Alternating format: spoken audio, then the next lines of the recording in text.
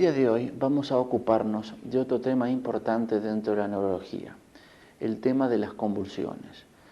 Para ello vamos a utilizar ciertas fotografías y ciertos electroencefalogramas patológicos que corresponden a trazados que encontramos en nuestro libro Semiología del Sistema Nervioso, Semiología del Sistema Nervioso de Fustinoni.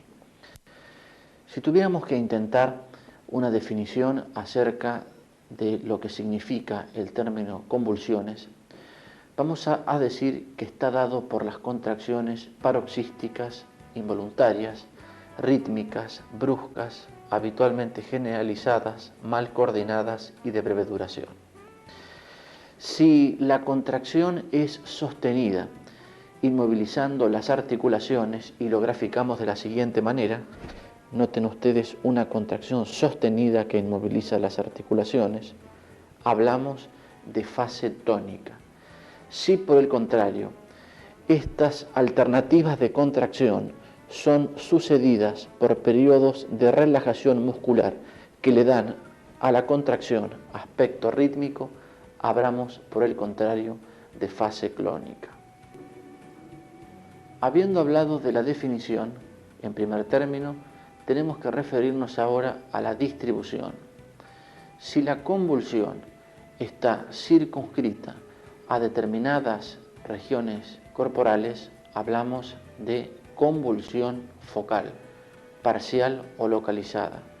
Si por el contrario las convulsiones atacan a todo el cuerpo por igual, hablamos en cambio de convulsiones generalizadas. ¿Pero por qué se produce una convulsión? Una convulsión se produce porque hay una descarga brusca, rápida y excesiva de un número determinado de neuronas motoras encefálicas. Y vamos al concepto de foco. ¿Qué es un foco convulsivo que va a producir posteriormente las convulsiones? Un foco convulsivo es un conjunto de neuronas hiperexcitables naturalmente que presentan una actividad electroencefalográfica espontánea anormal, unas neuronas que son sensibles a diversas aferencias y que tienen tendencia a sincronizar sus descargas a otros grupos neuronales.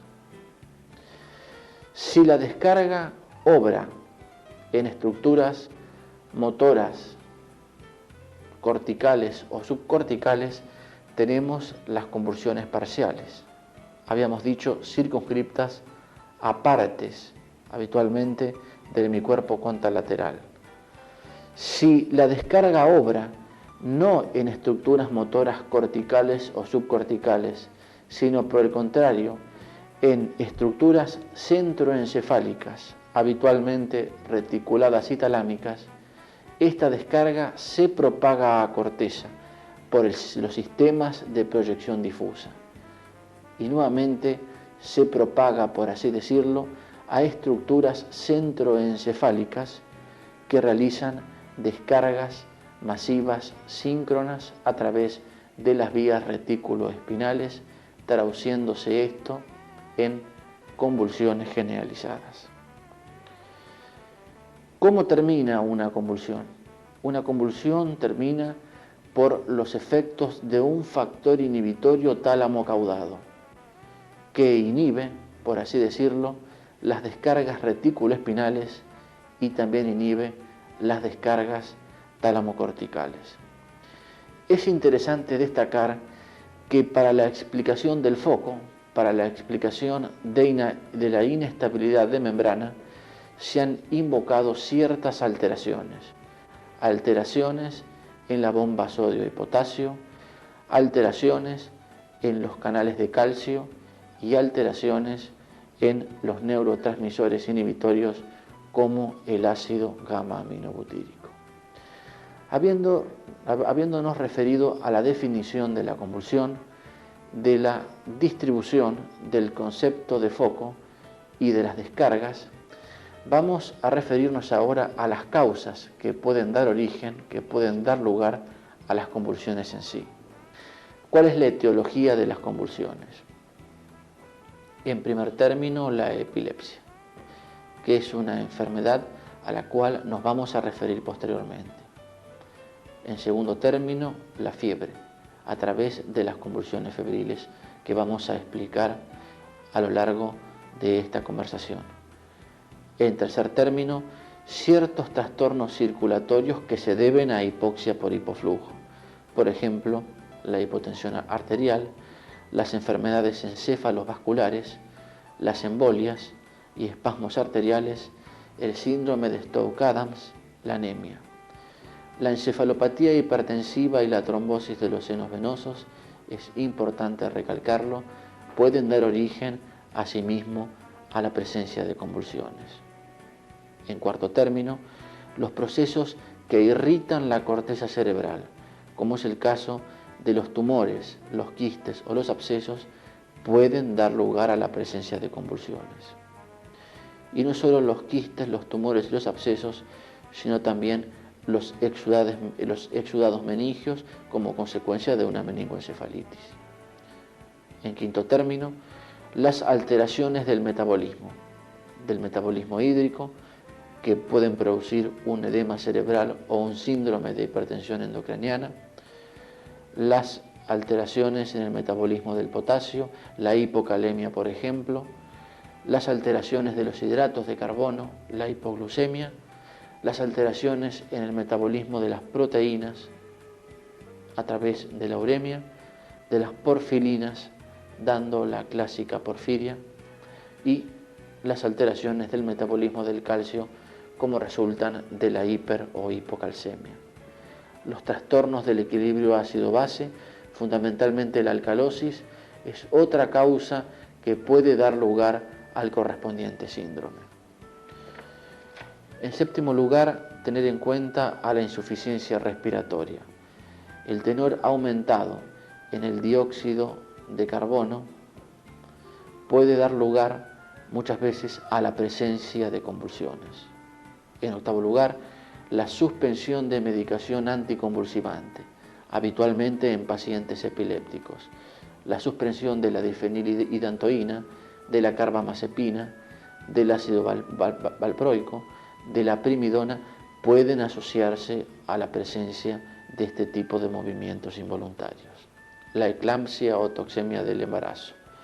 Las manifestaciones tóxico-metabólicas, la toxicidad por alcohol, por plomo, por arsénico, por monóxido de carbono, estricnina, atropina, isoniazida, anfetaminas y cardiazol, vale decir, causas tóxico-farmacológicas, pueden dar lugar a la presencia de este tipo de manifestaciones, a la presencia de convulsiones.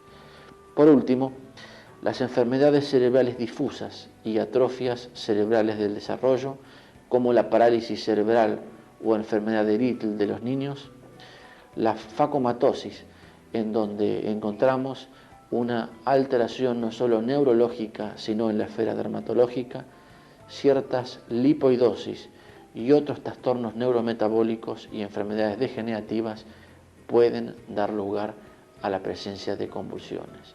Es interesante destacar que en la enfermedad de Alzheimer, que constituye el 50% de las demencias, las convulsiones se ven, o pueden verse mejor dicho, en el último estadio de la enfermedad, en el estadio 3. Ya cuando hay no solo una desorientación y una amnesia importante, sino cuando hay alteraciones de conducta en esta entidad que se acompañan de incontinencia urinaria. Por último, las vasculitis cerebrales por colagenopatías, como por ejemplo en el lupus eritematoso sistémico, o primarias, y las vasculitis, por ejemplo, de la enfermedad de Takayasu, pueden asociarse a la presencia de convulsiones. Hemos pasado en revista entonces a las principales entidades nosológicas que pueden causar el síndrome de convulsión. Pero vamos a recordar que cierto tipo de medicación puede dar lugar a la presencia de convulsiones. Los antidepresivos tricíclicos o los inhibidores de la monoaminooxidasa, los antifúngicos, los antiparasitarios, los anticolinérgicos, como el biperideno y el trexifenidilo, que se utilizan como medicación antiparkinsoniana, ciertos antineoplásicos, anestésicos generales, anticolinesterásicos como la fisostigmina, estimulantes del sistema nervioso central como las anfetaminas, ciertos quelantes, hormonas como la insulina y sales como el litio pueden producir convulsiones. El litio es una medicación que se utiliza en los síndromes maníaco-depresivos, que se utiliza también en el tratamiento de la cefalea en clúster, de la cefalea acuminada de Horton o cefalea en racimos,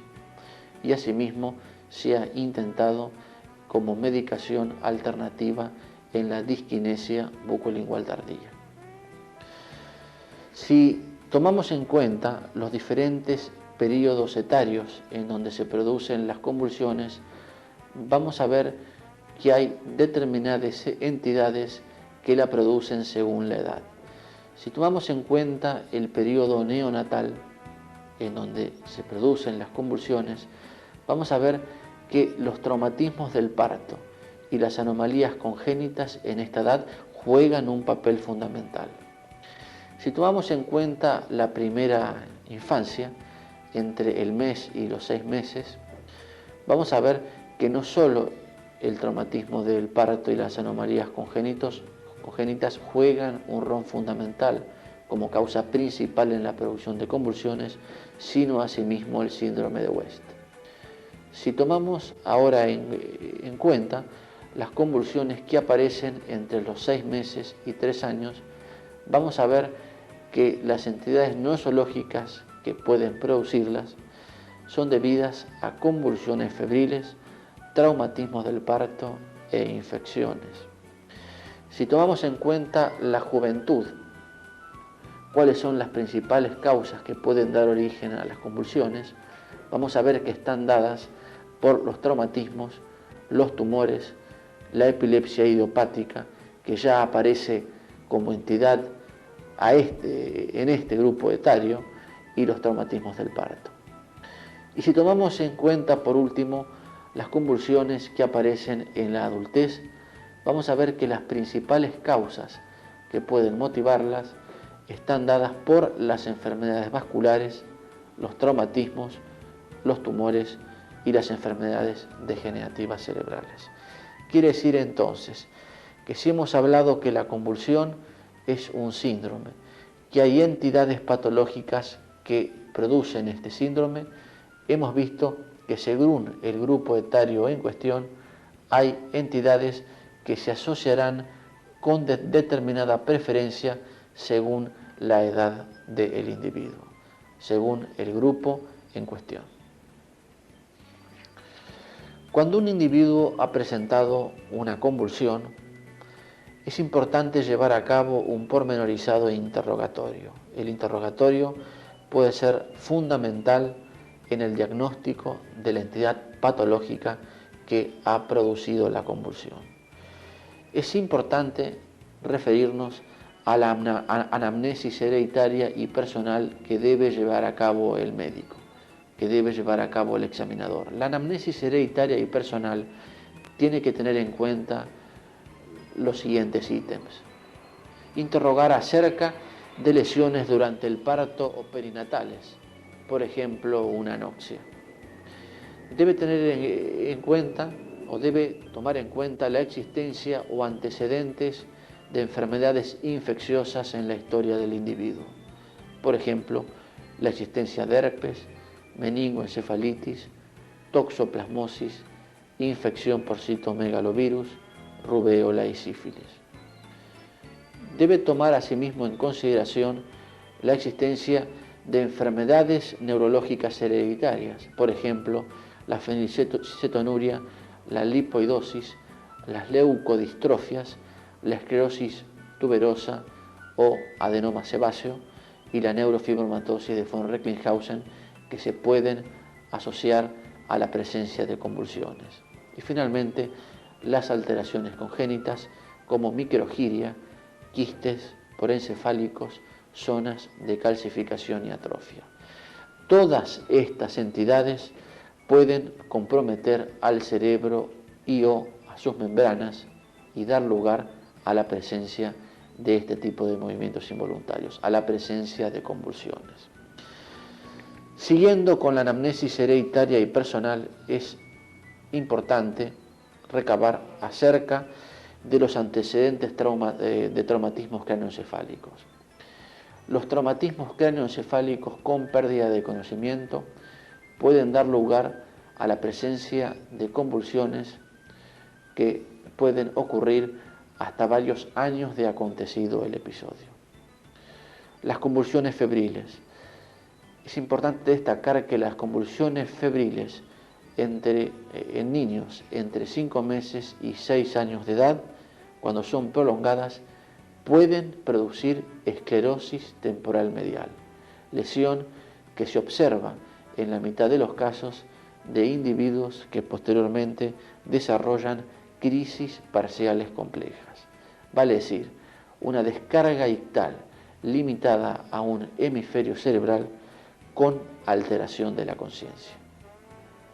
No olviden entonces siempre interrogar acerca de la presencia de convulsiones febriles. Los antecedentes de enfermedades cerebrovascular o encéfalovascular, particularmente en ancianos. ¿Por qué es importante preguntar acerca de esto? Los accidentes encéfalovasculares muchas veces pueden dar lugar a infartos que dan lugar a tejido cicatricial que puede volverse epileptógeno meses o años después de acontecido el episodio, siendo la enfermedad cerebrovascular la causa más frecuente de convulsiones parciales recurrentes en los ancianos. Por último, la existencia de antecedentes familiares. Es importante establecer que la presencia de antecedentes familiares en el individuo disminuye el umbral para las convulsiones. Pero no solo la anamnesis hereditaria es importante, sino la anamnesis o interrogatorio personal asimismo lo es.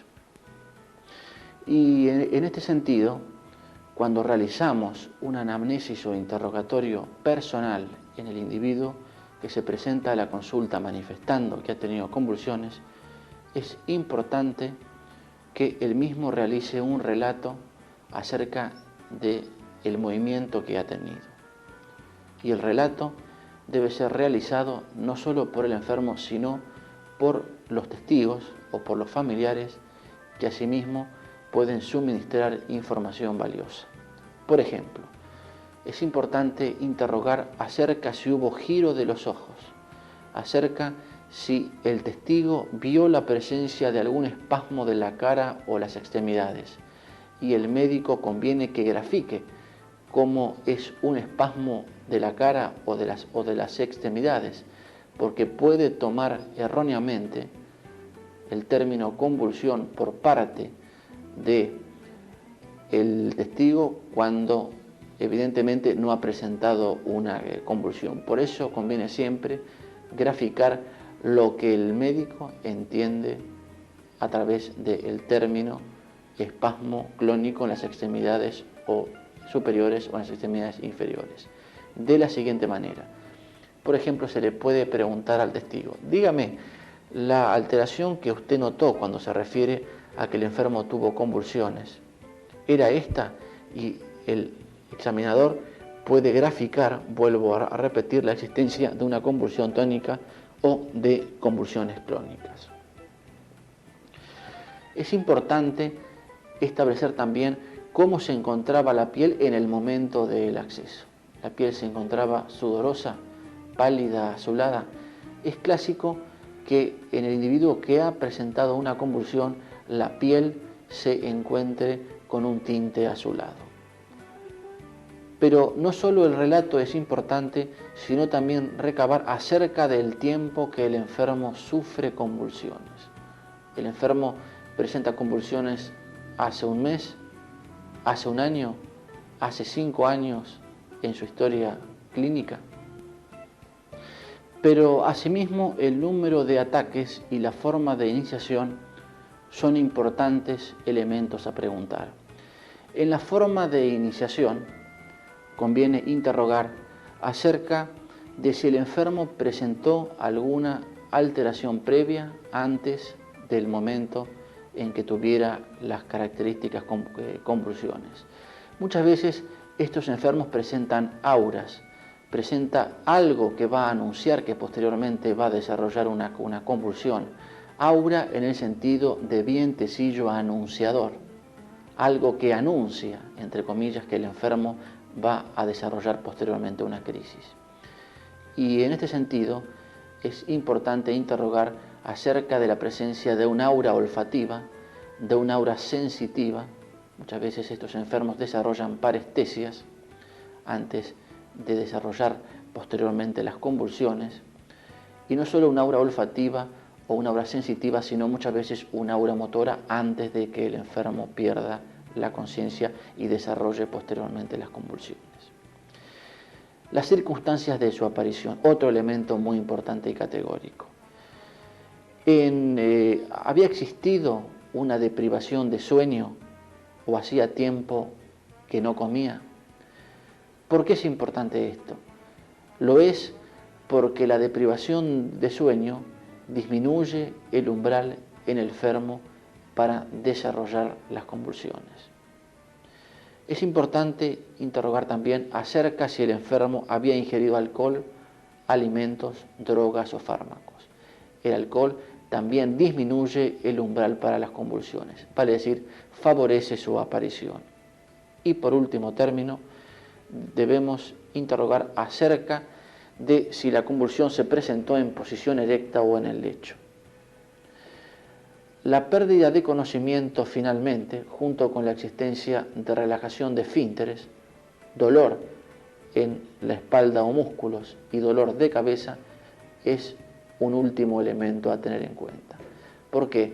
Porque los convulsivos verdaderos, por así decirlo, cuando pasa el acceso de la crisis, cuando pasa la convulsión y el enfermo despierta quizás al cabo de una hora de acontecido el episodio, se despierta característicamente con un dolor de cabeza, con un dolor de espalda y con una confusión mental.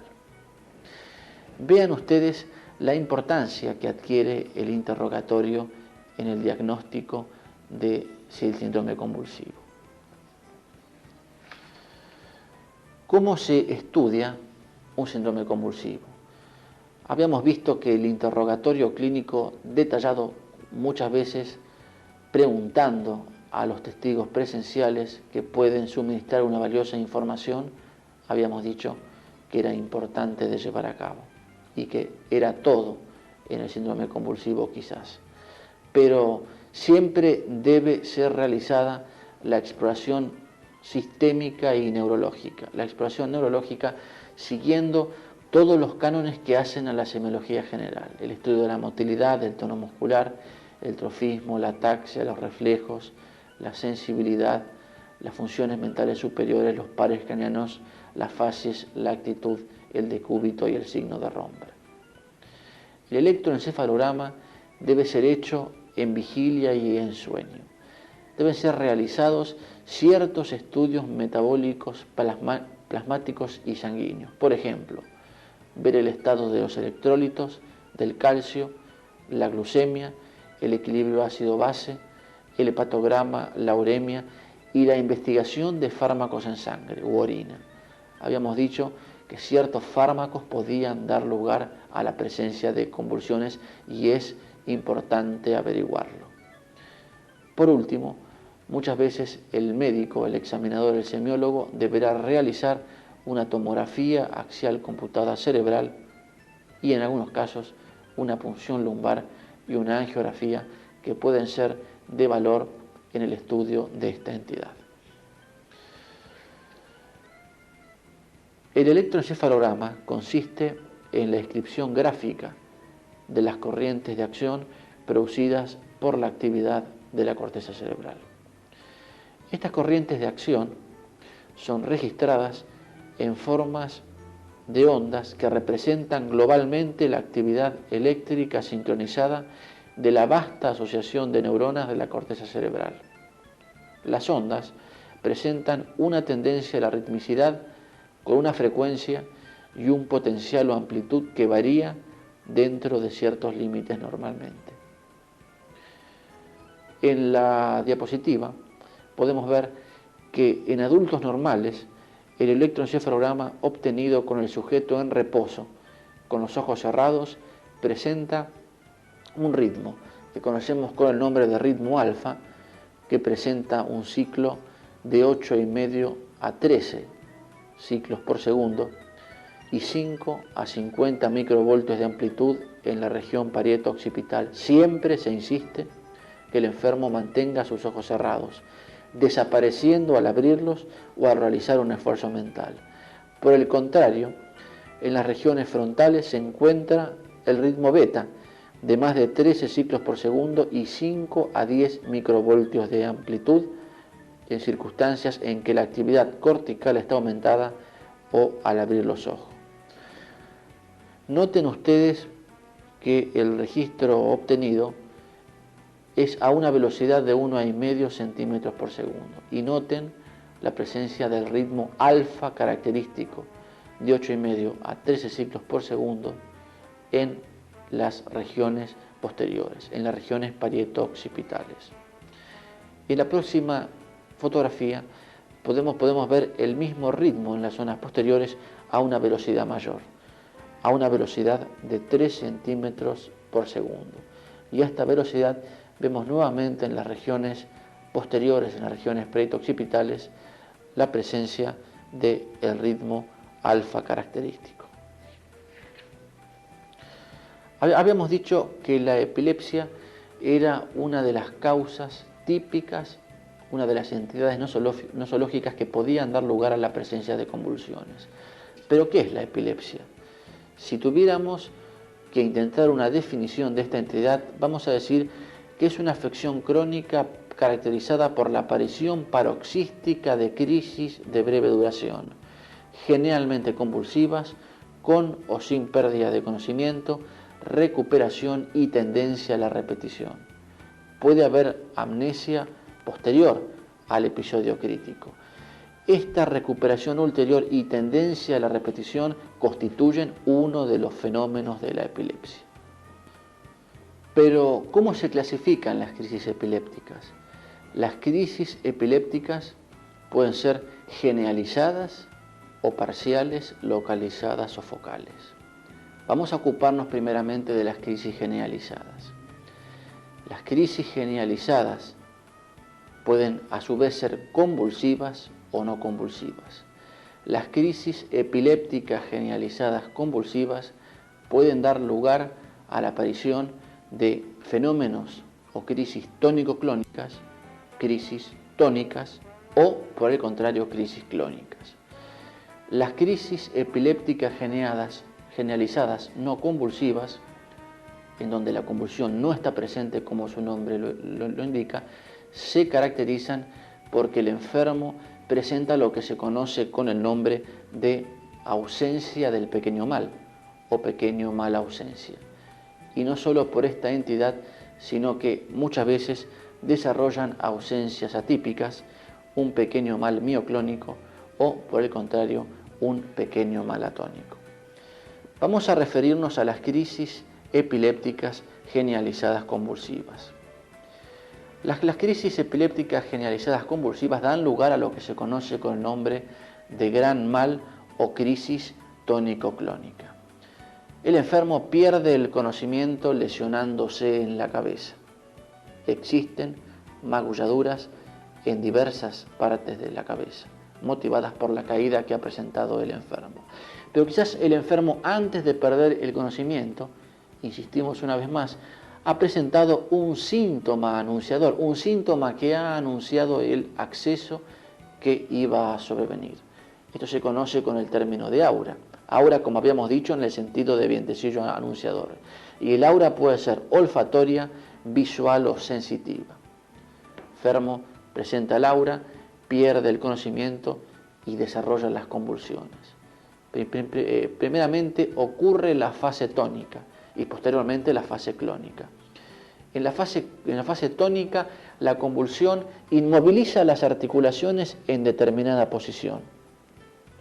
Primero ocurre una convulsión tónica en flexión y posteriormente la convulsión tónica es en extensión.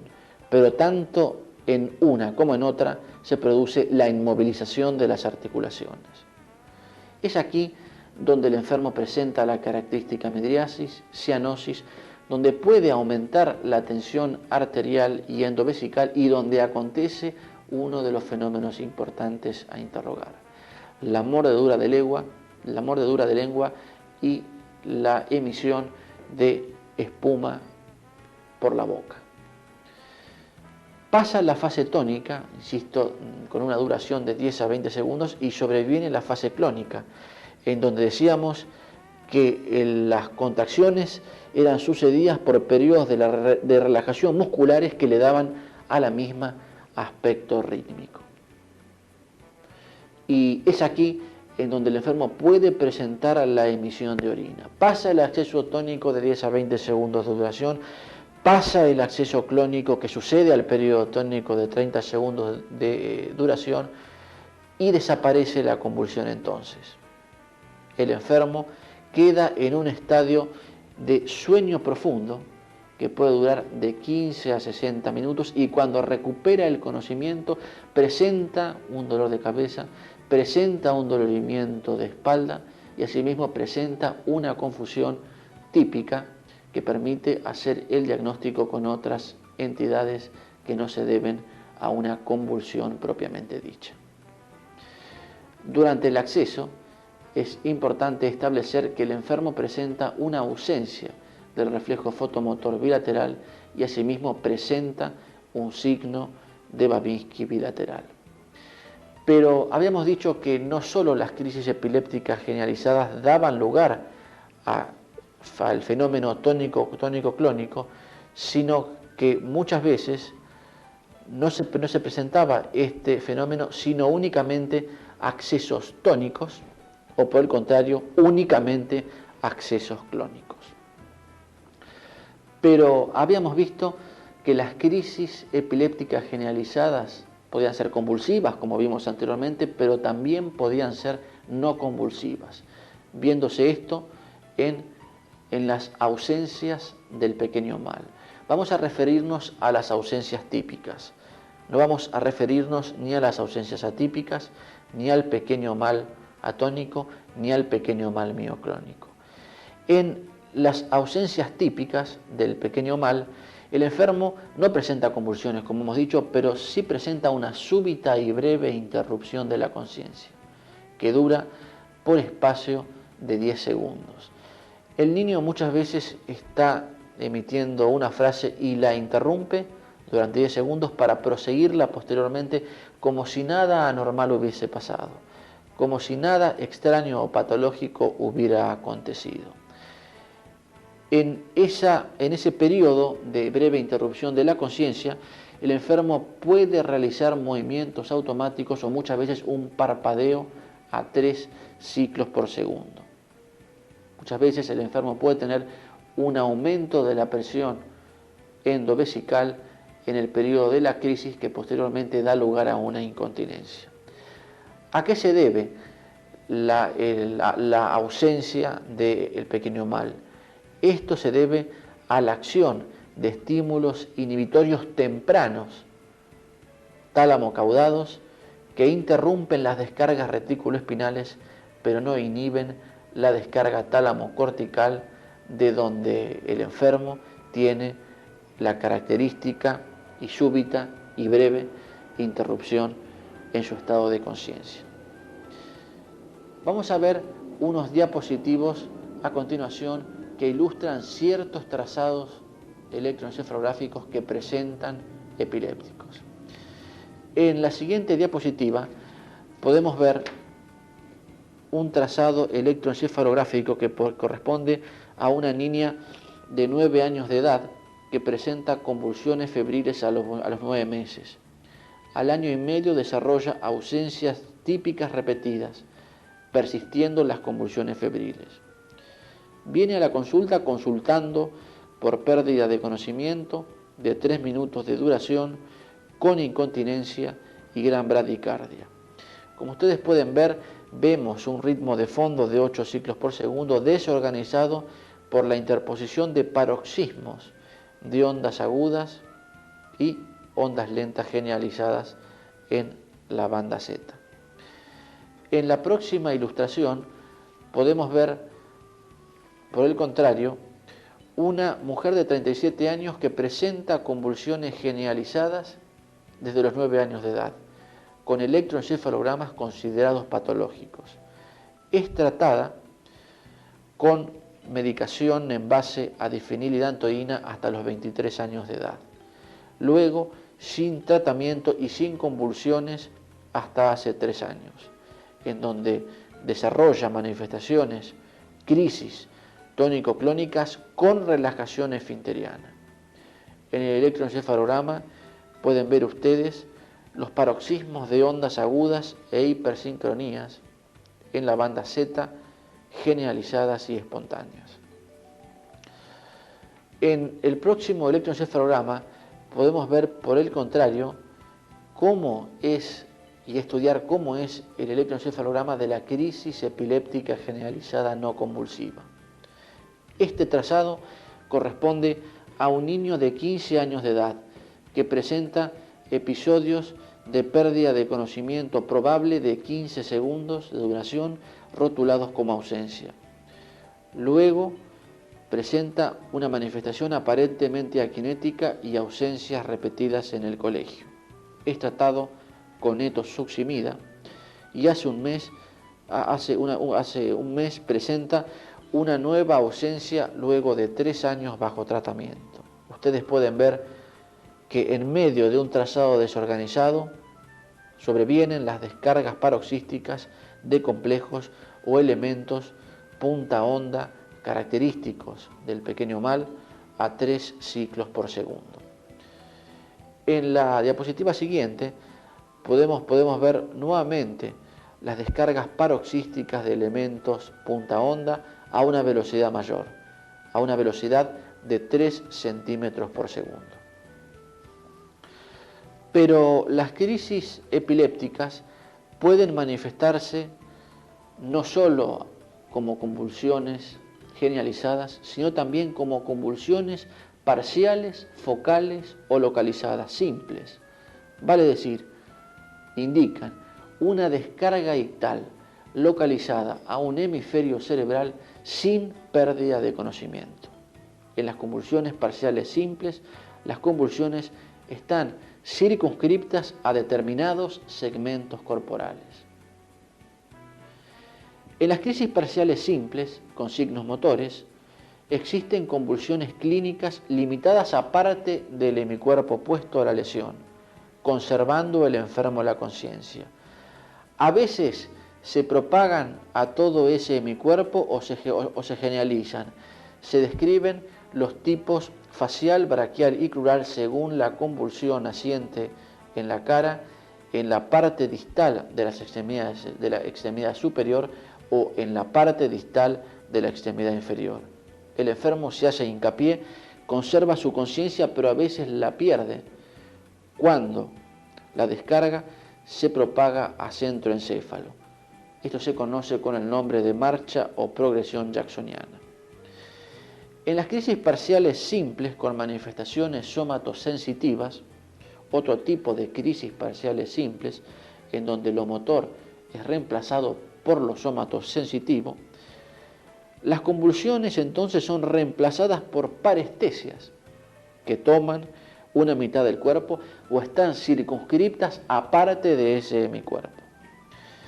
En las crisis parciales con sintomatología sensorial aparecen síntomas visuales, auditivos, olfatorios, gustativos o vertiginosos. Y finalmente, en las crisis parciales con síntomas psíquicos aparecen síntomas afásicos, disnésicos, cognitivos, ilusiones, alucinaciones o síntomas o fenómenos afectivos. Pero, ¿qué indica una epilepsia focal? La epilepsia focal motora o somatosensitiva o de cualquier índole puede ser una manifestación de irritación cortical determinada por la existencia de una masa ocupante. Lo hemos dicho muchas veces, en la circunvolución frontal ascendente y en el lóbulo paracentral están situadas las áreas que gobiernan, presiden y comandan la motilidad del hemicuerpo contralateral. Supongan ustedes que exista una lesión que no obre en sentido destructivo, traduciéndose esto por una paresia o parálisis en el hemicuerpo contralateral o en segmentos de este, sino por el contrario, una lesión que actúe en sentido irritativo. Esta irritación obrará produciendo convulsiones en el hemicuerpo contralateral, pudiendo las mismas convulsiones ser quizá la única expresión inicial y única, vuelvo a repetir, de una masa ocupante cerebral. En la próxima fotografía noten ustedes en la resonancia magnética nuclear la presencia de una lesión hipodensa correspondiente a un tumor frontal derecho metastásico de un adenocarcinoma de riñón en un individuo que desarrolló crisis parciales motoras del hemicuerpo contralateral, en este caso del hemicuerpo izquierdo. En la próxima diapositiva, en la próxima imagen, se presenta un electroencefalograma en donde se ve la existencia de ondas lentas parieto-occipitales izquierdas en la banda delta, determinando una asimetría característica. El trazado corresponde a un joven de 19 años que consultó por epilepsia focal motora en hemicuerpo derecho, en el hemicuerpo contralateral, obviamente, y cefalea occipital pulsátil. Al examen clínico presentaba dificultad en el miembro inferior derecho y asimismo el signo que se conoce con el nombre de signos de los pronadores en miembro superior derecho. El enfermo presentó un glioma parietal izquierdo. Otra variedad de convulsión parcial está dada por la denominada epilepsia adversiva, en donde puede observarse desviación de la mirada de carácter convulsivo, de carácter paroxístico, desviándose la misma hacia el lado opuesto de donde reside la lesión que obra irritando el centro oculógiro respectivo. En la fotografía se estudia la regulación de la oculomotricidad y la regulación de la mirada extrema lateral. Ya lo sabemos, el centro 8 frontal controla el sexto par contralateral, motor ocular externo. El sexto par inerva el recto externo, el globo ocular se desplaza hacia afuera. Pero el sexto par controla a su vez el tercer par contralateral con respecto al sexto, pero homolateral con respecto al sitio donde nace la incitación. ¿Qué inerva el tercer par? El tercer par inerva el recto externo. Entre otros, el globo ocular se desplaza hacia adentro. Quiere decir entonces que toda incitación que obre sobre el centro oculógiro frontal va a desviar la mirada hacia el lado opuesto. Incitación derecha, desviación de la mirada hacia la izquierda. Incitación izquierda, desviación de la mirada hacia la derecha. Pero lo mismo ocurre con las irritaciones. Irritación derecha, desviación convulsiva de la mirada hacia la izquierda, como puede verse en la fotografía, y lo inverso también. En la siguiente diapositiva se observa la desviación convulsiva de la mirada hacia la izquierda en un paciente con una epilepsia adversiva u oculoclónica. En este paciente se sospechó una masa expansiva frontal derecha, pero conviene destacar que la tomografía computada fue normal y conviene aclarar esto. Dentro de las crisis epilépticas se estudian también las crisis parciales complejas, en donde ocurre una descarga ictal limitada a un hemisferio cerebral con alteración del nivel o del estado de conciencia. Puede ser parcial simple al inicio, seguida de posterior trastorno de conciencia, o bien con trastorno del nivel de conciencia desde el principio. La crisis parcial puede asimismo posteriormente generalizarse a convulsiones tónico-clónicas, donde hablamos de convulsiones tónico-clónicas secundariamente generalizadas. Dentro de las crisis epilépticas parciales complejas se describe la denominada y bien estudiada epilepsia psicomotora. En la epilepsia psicomotora existen trastornos psíquicos asociados a manifestaciones motoras. Los trastornos psíquicos se revelan por la existencia de episodios confusionales, delirantes o muchas veces ansiosos, con alucinaciones e ilusiones. Y las manifestaciones motoras se revelan por la existencia de automatismos que pueden revestir diversas formas: movimientos masticatorios de labios o de succión, temblores palpebrales, crisis de risa inmotivada, emisión de palabra incoherente, fugas, etc. Su carácter epiléptico se revela en la aparición y la desaparición brusca de los síntomas, en ser estos síntomas absolutamente inconscientes por parte del individuo y seguidos de amnesia posterior, y en la comprobación electroencefalográfica de descargas que están situadas en un foco temporal. En la siguiente diapositiva podemos ver un electroencefalograma que corresponde a una mujer de 57 años de edad que presentó en 3 oportunidades recientes pérdida de conocimiento en diferentes lugares, de 5 a 10 minutos de duración, sin caída, durante los cuales habla con incoherencias y tiene actitudes automáticas. No presenta relajación de esfínteres. 20 años atrás presentó episodios parecidos rotulados como ausencias. Tratada con difenildantoína y fenobarbital en esa época, aparentemente con buena respuesta clínica. Refiere que a los 18 años fingió crisis sincopales a raíz de un desengaño emocional, pero luego las crisis se hicieron reales. En el electroencefalograma que ustedes pueden ver, vemos que se trata de un trazado desorganizado con interposición de ondas agudas a predominio hemisférico derecho, más notables en áreas frontotemporales.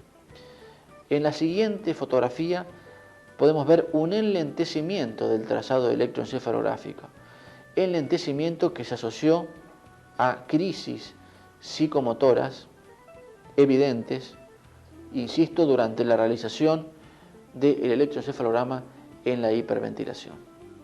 Y la enferma desarrolló toda la clínica correspondiente a la epilepsia psicomotora. La epilepsia psicomotora, crisis parcial compleja, también puede ser la expresión de una lesión expansiva localizada en este caso en el lóbulo temporal, como se nota en la resonancia magnética nuclear.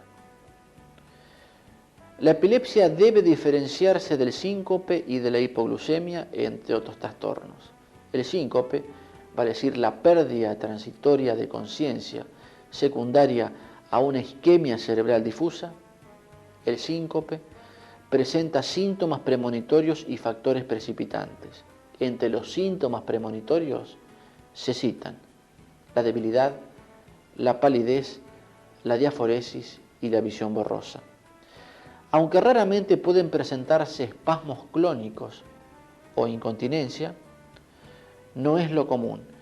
El enfermo no presenta la cefalea, el dolor de espalda, ni la confusión del epiléptico al recobrar la conciencia. Por otra parte, el síncope acontece casi exclusivamente en la posición erecta, a diferencia de lo que ocurre en la epilepsia, en donde la pérdida de conocimiento puede acontecer en cualquier posición. La importancia de realizar el diagnóstico diferencial con los cuadros sincopales estriba en que, tomando como referencia la pérdida de conocimiento, el 65% de las mismas obedece a manifestaciones sincopales, siendo sobre todo de naturaleza vasovagal. El trazado electroencefalográfico siguiente corresponde a una mujer de 32 años de edad que consultó por cefalea tensional y síndrome de hiperventilación. Al electroencefalograma noten ustedes la presencia de puntas polifocales mezcladas con ondas lentas. La paciente nunca tuvo historia de comicialidad, nunca presentó pérdida de conocimiento, convulsiones o relajación esfinteriana. Estas anomalías electroencefalográficas sin clínica determinada, conviene aclarar esto, no deben ser bajo ningún punto de vista medicadas. Se medican pacientes con una clínica determinada que pueden presentar o no anomalías electroencefalográficas y no anormalidades electroencefalográficas si no se asocian a una clínica característica. No se medican aparatos, por así decirlo, sino que se medican pacientes con una clínica que lo justifique, más si se asocian a un electroencefalograma patológico. Por último, ante la presencia de una epilepsia, el médico debe preguntarse cuál es la causa que ha desencadenado la epilepsia. La misma será esencial cuando no exista ninguna causa orgánica que la produzca. La epilepsia esencial se presenta como epilepsia generalizada. Cuanto más precozmente se presente la epilepsia en la historia clínica del individuo, más probabilidades tendrá de ser esencial. La epilepsia secundaria, que se conoce con el término de epilepsia sintomática, es producida por un trastorno que la determina. Ya lo hemos visto. La epilepsia focal motora constituye una manifestación de irritación cortical. Si el área motora irritada es la de la mano, las convulsiones comenzarán por esta, signal symptom. Y si la irritación es muy intensa, irá irradiando hacia los centros motores vecinos, extendiéndose entonces las convulsiones.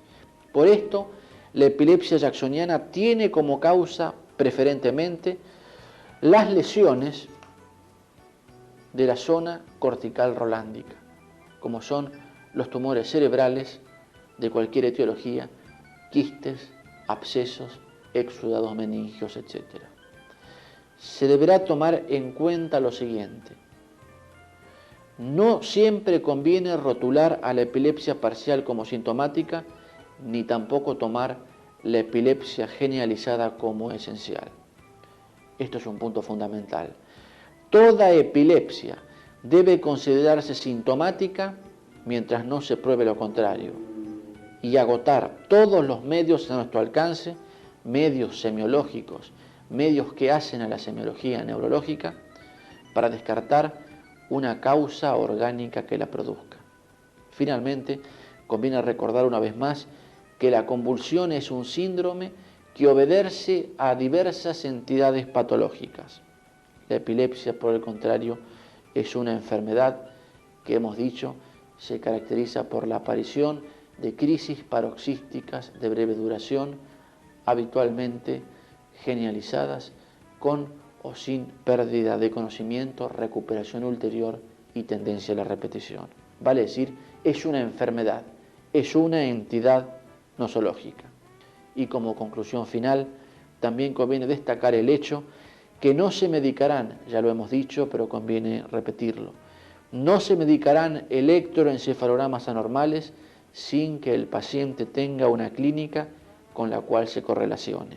No se medican electroencefalogramas anormales, no se medican aparatos, por así decirlo, sino pacientes con una clínica determinada que a su vez podrán o no tener un electroencefalograma anormal. Muchas gracias por la atención dispensada.